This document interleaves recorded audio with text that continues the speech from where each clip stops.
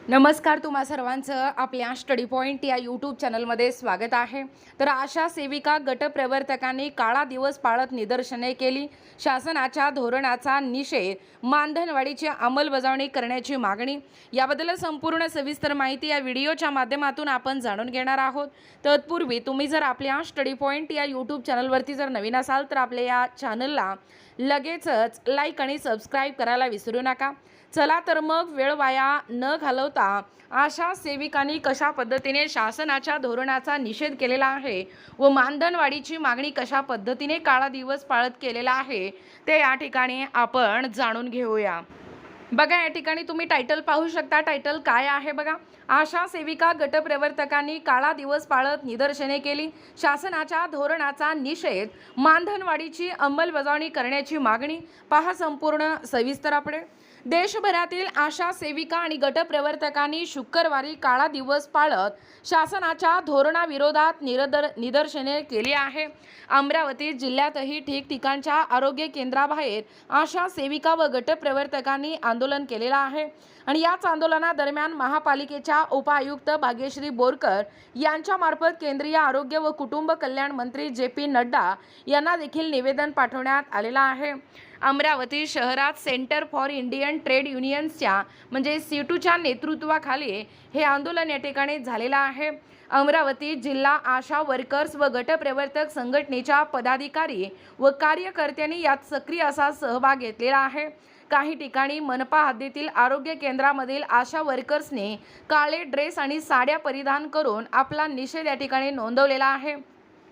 आशा workers व गटप्रवर्तक संघटनेने दिलेल्या निवेदनानुसार मार्च 2025 मध्ये संसदेत जाहीर करण्यात आलेल्या आशा सेविकांच्या प्रोत्साहनपर मानधनवाढीची अंमलबजावणी अद्याप झालेली नाही। त्यामुळे वाढीव प्रोत्साहन रक्कम तात्काळ अदा करावी आणि गेल्या एका वर्षाची थकबाकी द्यावी आणि या संदर्भातील शासन आदेश तातडीने काढावेत अशी देखील प्रमुख मागणी यावेळी या ठिकाणी करण्यात आलेली आहे। आशा सेविका अत्यल्प मानधनावर आरोग्य विभागातील महत्त्वाची जबाबदारी पार पाडत आहेत।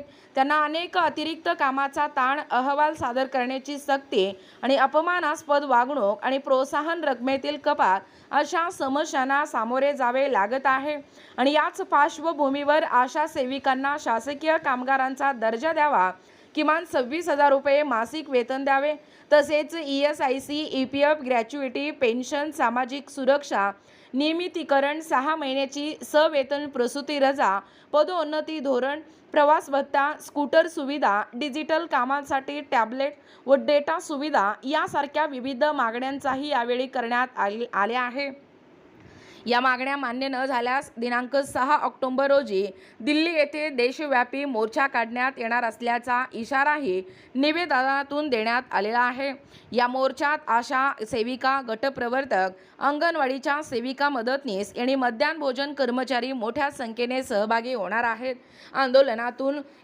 आंदोलनात सीटूचे जिल्हा अध्यक्ष कॉ. सुभाष पांडे, कोषाध्यक्ष कॉ. राजेंद्र भांबोरे, जिल्हा सचिव कॉ. वंदना बुराडे, ज्योती नालड, किरण रंगारी, ममता काळे, उषा कुराडे, संगीता अवताळे, अश्विनी लोखंडे, कविता बेलसरे, श्वेता सावरकर, गायत्री बेलसरे, दुर्गा वासनिक आदीसह आशा वर्कर्स व गटप्रवर्तक मोठ्या संख्येने सहभागी झाले होते।